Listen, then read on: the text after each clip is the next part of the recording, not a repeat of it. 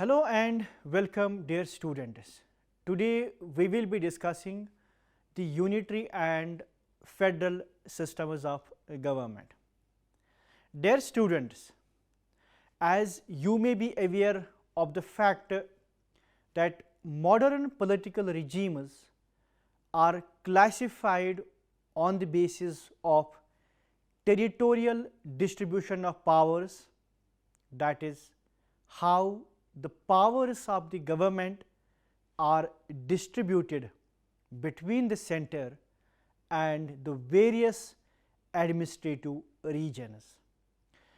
On this basis, we can identify unitary and federal forms of government.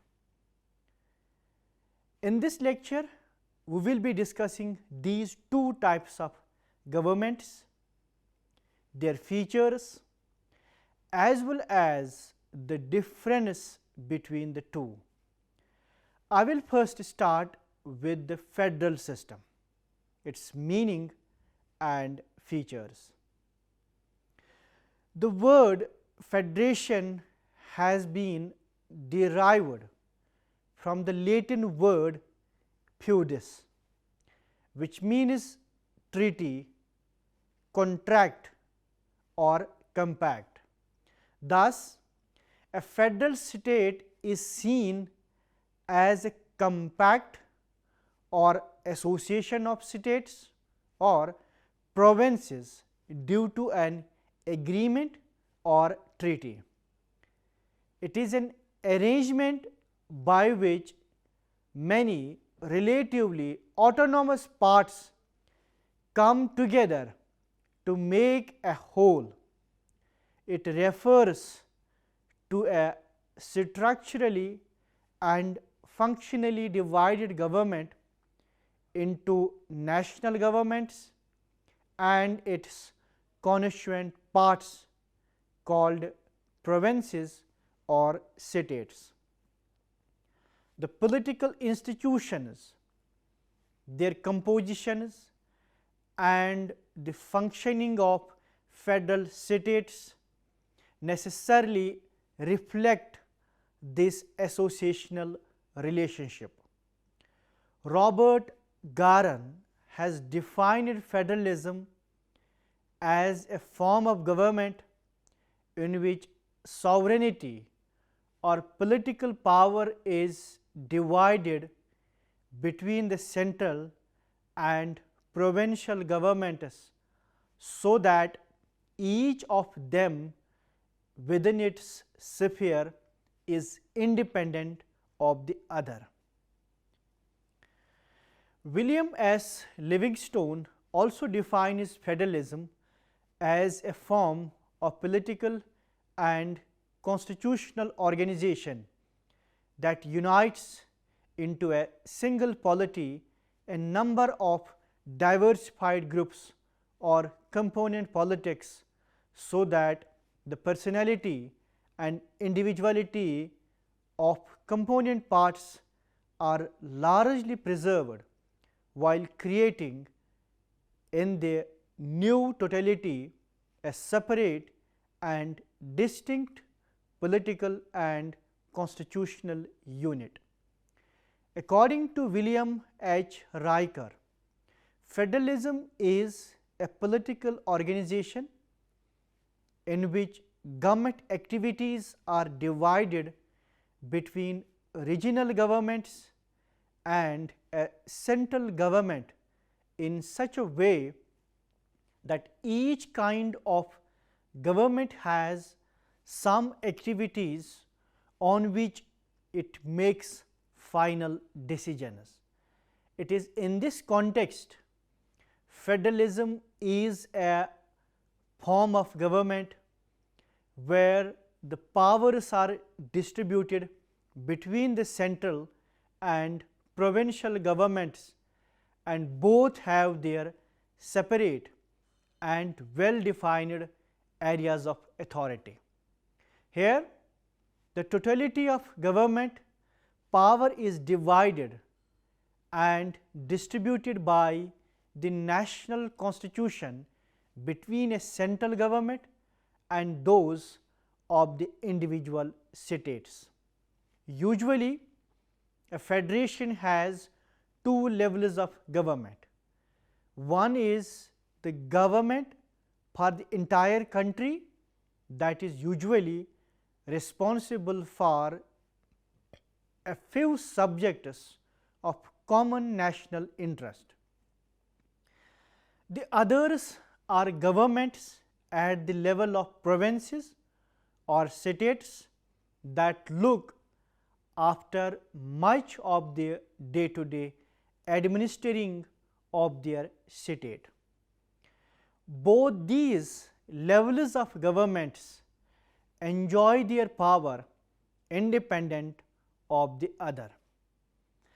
Federalism is a method for sharing sovereignty and not just power between governments within a single state.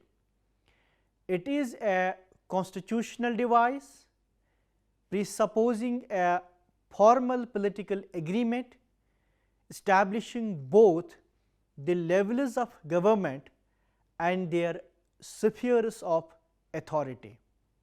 So, like the constitutions within which they are embedded, federations are always a deliberate creation. The United States gave us the first modern constitution, and as part of the settlement reflected in that document, it established the world's first and most influential federation. In a federation, legal sovereignty is shared between the federal, that is national government, and the constituent states or provinces. Neither level can abolish the other. It is this protected position of the states, not the extent of their powers, which distinguishes federations.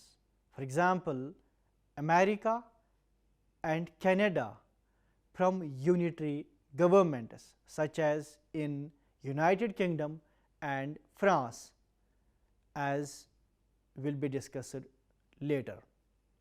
Most often, federalism comes into being through either of the two processes, centripetal and centrifugal.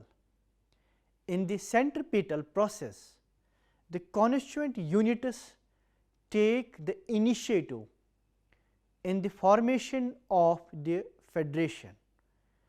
The motive behind federation making may diverge from case to case. However, security concerns of the constituent units and desire for economic prosperity are two main pull and push factors in the centripetal origin of federalism. Independent states come together to form a federation if they think they can maximize their security and achieve higher level of economic prosperity by forming a federation than doing it alone. The United States federalism is an excellent example of the centripetal origin of federalism. In the early federation making process, the American Federation was formed when 13 independent states expressed their consent to create a federation. Since the provinces have made American federalism, the national government cannot bring territorial changes in provinces against their will. In Australia, some states which are the then British colonies had actively advocated for establishing a federation since the mid 19th century. Federations also come into being through a centrifugal process when the national government initiates and gives designated powers to the provinces. In this process, the national or central government divide its territory into various provinces for administrative convenience or meets people's aspirations for a separate identity. India is an excellent example of this kind of federation. The present structure of the Indian Federation is primarily a function of centrifugal tendencies working in the Indian political system.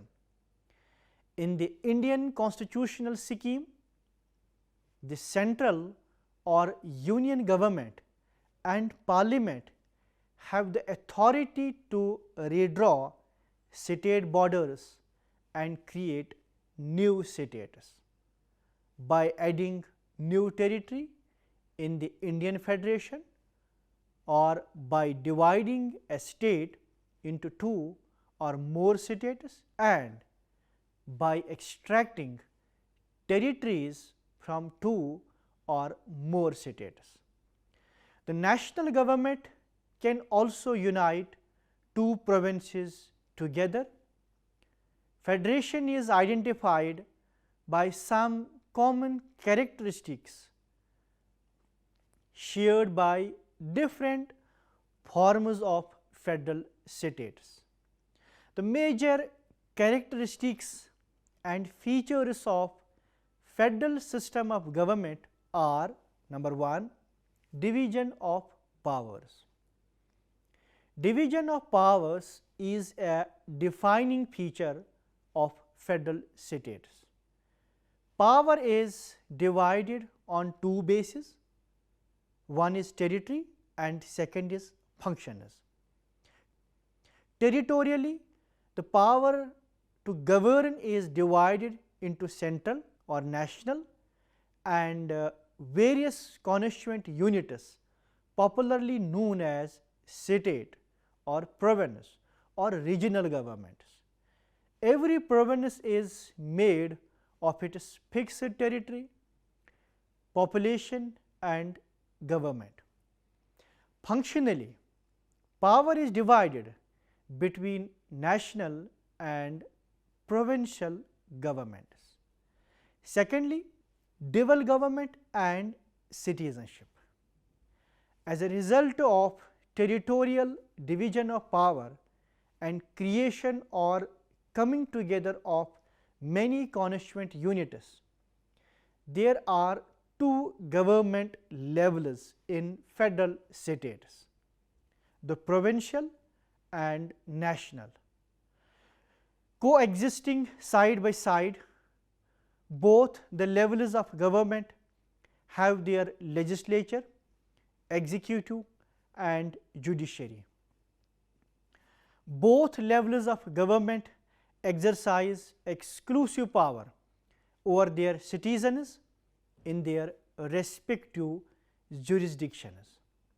Some federal states such as USA provide double citizenship, first of a national government and another of the provincial government. In this regard, Switzerland is a special case as it provides three citizenships: the citizenship of federal government, communal and cantonal citizenship. Another important feature of federation is supremacy of the Constitution. The Constitution is the cornerstone of a federal state. It is the supreme law of the land that stipulates the territorial and functional division of powers. The Constitution is the sources of powers and functions of both provincial and national governments. It regulates the relations among provinces and between provinces and the national government. It informs provinces and national government about where their limits start and where the jurisdiction of others begins. The supremacy of the Constitution prevents national and provincial governments from encroaching on each other's jurisdiction. Since the Constitution is supreme, an independent judiciary is the arbiter of the Constitution, interpreting the Constitution to resolve disputes between the national and provincial governments.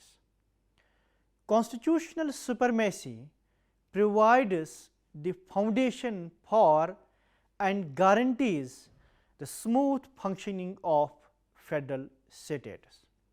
One more important feature of federalism is the written and rigid Constitution.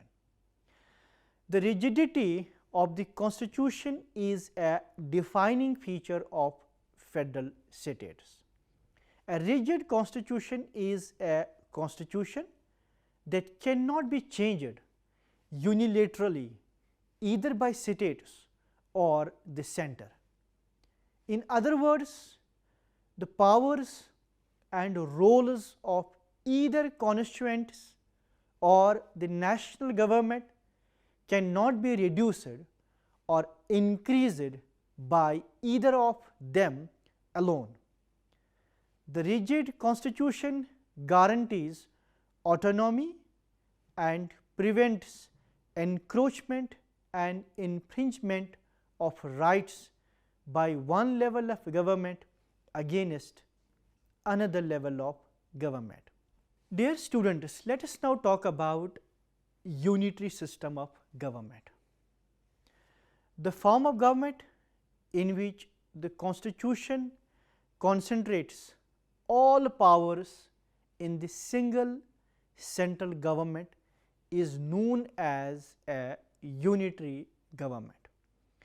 In the words of British political scientist Dr. Finner, a unitary government is one in which all the authority and power are lodged in a single center whose will and agents are legally omnipotent over the whole area. Unitary government exists in the United Kingdom, France, Italy, Japan, the Netherlands and some other states. In a unitary government, the central government, for the convenience of administration, may create certain political divisions, but such divisions have no constitutional existence. The central government may abolish them at any time. Unitary form of government is therefore a converse of federation and is a system in which all powers are centralized in the hands of a central government. A single central government controls the whole state with full might. Although the state is divided in provinces and other units, but these divisions are administrative in their nature. These subdivisions completely work under the supervision and control of the central government.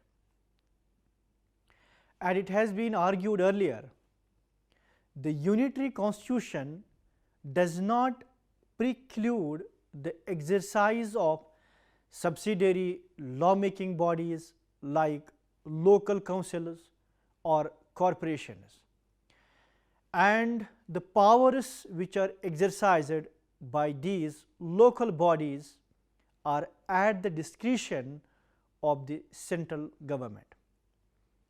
There may be local bodies created by the statute of the central legislature to function as subsidiary lawmaking bodies, but not to act as subsidiary sovereign bodies. A political system with unitary constitution exhibits two essential characteristics. One is the supremacy of parliament and second is the absence of subsidiary sovereign bodies. In unitary form of government, the political authority is centralized. Unitary state is useful in those states where there are no strong nationalities or in the small states. The unitary political system also can secure uniformity of law and administration throughout the length and breadth of the country, does not divide the allegiance of citizens, is the most flexible, efficiently conducts its foreign affairs and effectively maintains its national defense. It is highly economical and saves much of the wasteful and extravagant expenditure because of the absence of the multiplicity of legislative and administrative authorities as in a federal political system. However, the critics of unitary system argue that there is concentration of authority in it. Centralization of authority destroys the local liberties.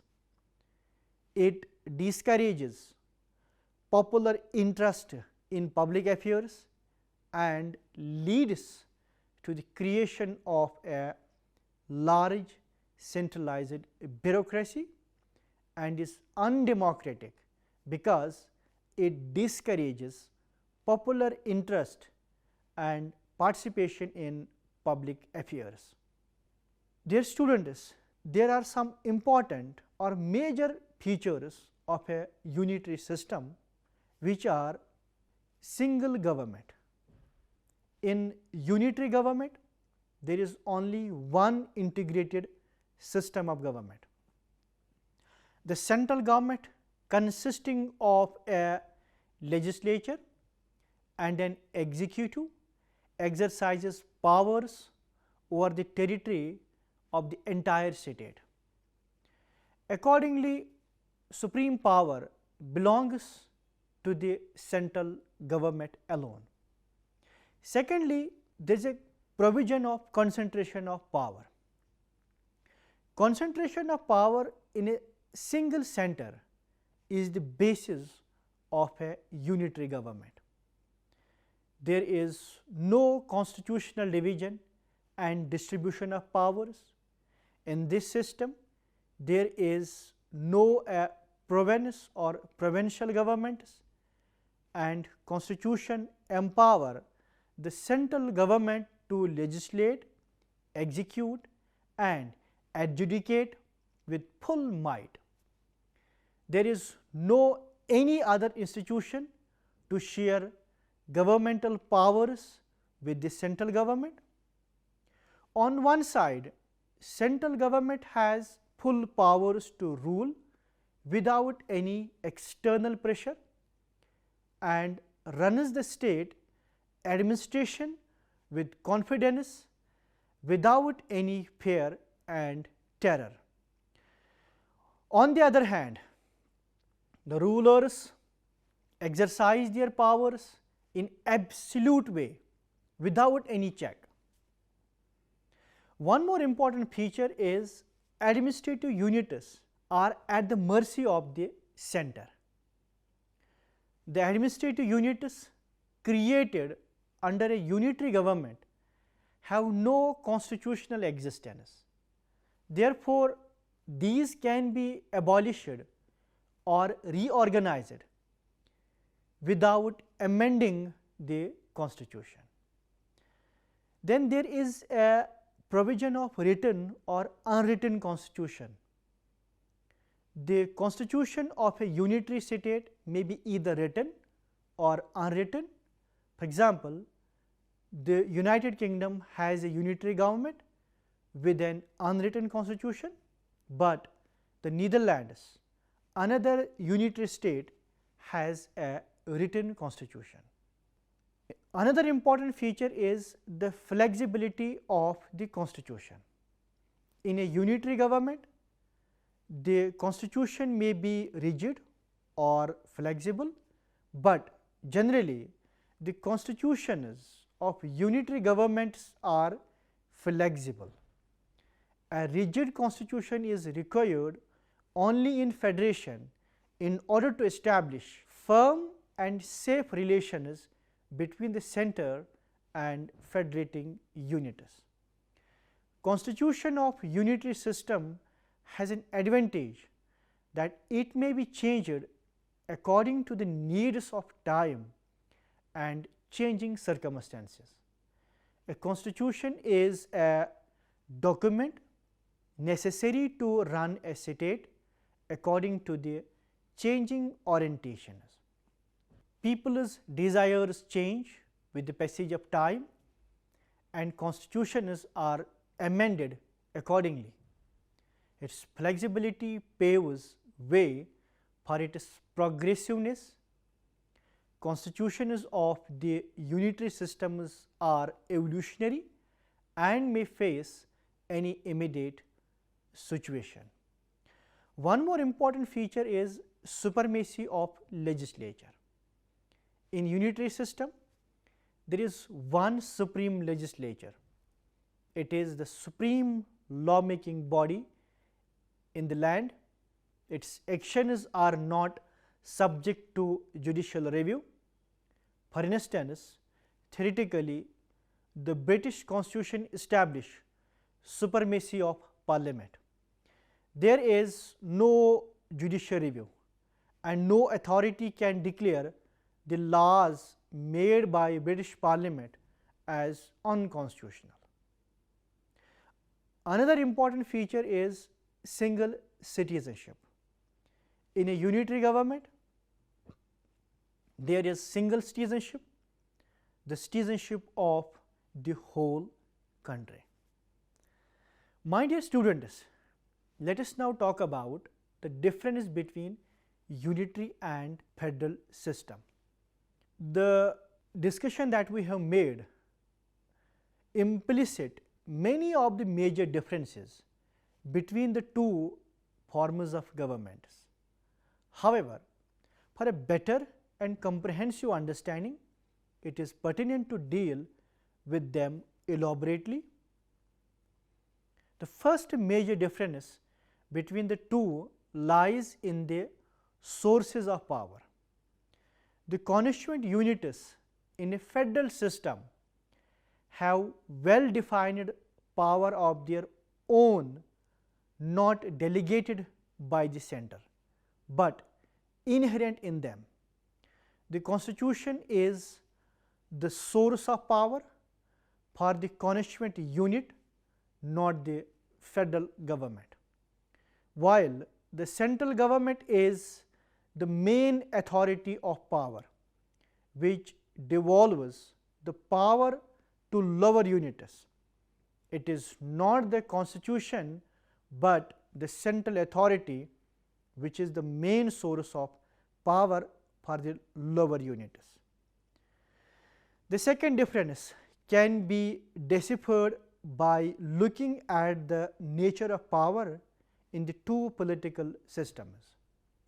The power of constituent units in federalism is inherent and therefore permanent, which cannot be altered by the federal government on its whims and fancies.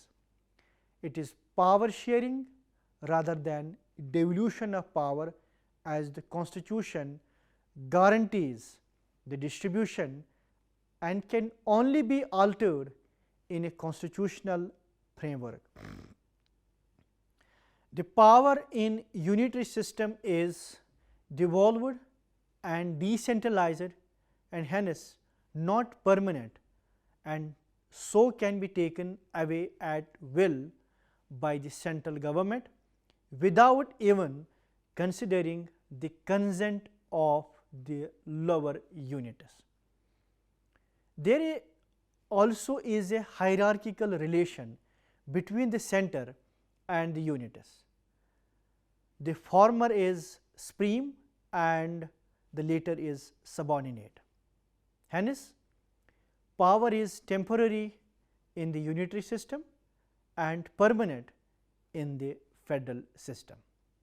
Third difference is about the territorial demarcation. In the case of a federal system, when the units are divided or when the units come together, it is mainly for the purpose of accommodating the diversity and providing scope for pluralism. While on the other hand, when a territory is demarcated into smaller units in a unitary system, then the main objective is effective administration of the territory. Let us now briefly talk about the advantages of unitary system. The key benefits of a unitary system of government are: a unitary structure is best suited for smaller countries. There is less funding required because there is less total power, because only one authority makes choices. Unitary structures have rapid decision making. Because the center holds all the authority, disagreements are less likely. Then there are disadvantages of unitary system. For tiny countries, a unitary form of governance is ideal. It yet still has drawbacks. These are as well: countries with expansive geographic areas should not use the unitary system, because the center alone holds the absolute authority under a unitary government. They are likely to have access to rural areas. The central government may be unaware of the issues and requirements of those who live in rural regions. The central government is typically overburdened with duties and activities, which results in a lack of efficiency. Under a unitary system of governance, nation could experience uneven growth and development. Without delegation of authority and powers, it may be exceedingly difficult for the central government to develop every area of the country at once. To conclude today's lecture, we can say that the two of the most typical organizational structures for nations are federal and unitary. In a federal system, national, regional and local authorities share power and authority. In a unitary system, power is concentrated in the hands of the central government. The foundations of the two systems are different. The federal system develops rules and regulations that better address the needs and interests of local communities, whereas the unitary government tries to establish a coherent and unified nation. Both federal and unitary systems can be either democracies or monarchs. In contrast, the federal system is frequently linked with democratic ideals, while the unitary system is commonly associated with a more authoritarian style of government. Most nations now have unitary governments, but there are also 27 federal governments, with the United States being the most well known. Thank you for watching this lecture patiently. I hope you would have enjoyed very well.